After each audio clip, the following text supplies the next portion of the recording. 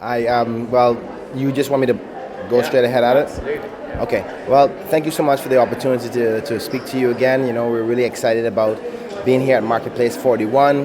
There's a lot of traffic going on, a lot of trade, a lot of discussion. That means the industry is doing well and vibrant again, particularly after COVID. We're very happy to see that. Hopefully we won't have to refer to the pandemic much longer.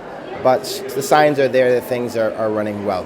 For the Cayman Islands, we are excited to be here, continuing that partnership with our stakeholders, particularly those in media, and that delivers the products that we offer in the Cayman Islands, and to expose to our neighboring partners what we have as well as to see what they have and to tell the world about it. Obviously, you have an opportunity to speak to our media, remind them and refresh their memories about what we have and what's new and what's up and coming. So it's always a great opportunity, and I thank CHTA for putting this on every year. We're committed to this cause, so I'm excited to be here. We're able to announce, our new flights to Panama on our national airline, Cayman Airways, is coming up on June the 29th, so we're excited about that. It's a part of our diversification strategy. We want to make sure that we're hitting all the markets. We just recently went to the West Coast with LAX, so that's great. Next month we're focusing on the cruise lines and having a conference in the Cayman Islands, reminding that tourism is not only about stayover, but a very important part of that is cruise too. So excited to keep the momentum going. One of the common things that I've seen amongst my colleagues is focusing on how do we maximize even more potential, because all the studies show that the Caribbean is the fastest growing tourism region in the world. And so there's great opportunity. But obviously one of the hurdles to that is the travel component and the difficulties with that. So a lot of discussions amongst the leaders about how do we really fix this problem, talking about taxation models to make it more incentivized for airlines to try to ramp that back up. These are things that are being discussed and being investigated. So hopefully we'll find more solutions to that, because that's the only way we can really, really grow, by making sure that the customer can get to our beautiful countries and expose the products that we have to offer.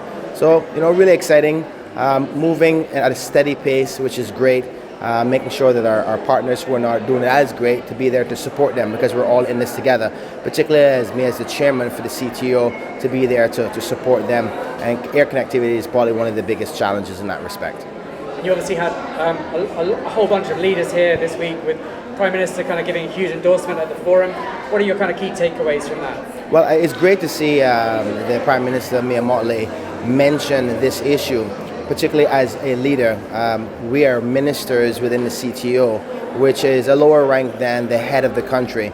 And these discussions or these problems that we have to be done at a CARICOM level, where the heads who make the final decisions on the structures, the financial models, the tax rebates and so forth, that may be used as incentives to get the travel back up and going, had to be had. So I'm glad that it's reaching that level. Having a meeting with her a little bit later on today to encourage her to bring that discussion to the CARICOM level, because we have to do this from a governmental perspective in conjunction with the stakeholders in the industry like the airlines.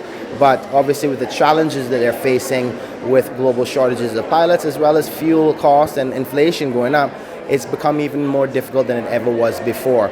So we have to really think about what incentives can we offer to ensure that the airlines are willing to provide the services, as well as use those airlines that are owned by the various different islands together to make sure that connectivity is happening. We have Cayman Airways in the Cayman Islands, Bahamas have Bahama Air, and you got inter-Caribbean travel.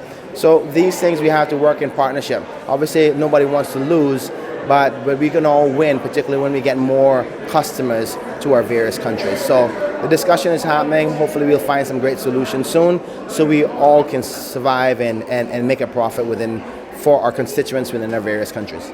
I know something very close to your heart is obviously proving that through data and really helping build the case. Tell us more about that. Well, data is essential to any decision that you make. It's the information to make sure that your calculations are right and your outcomes are right.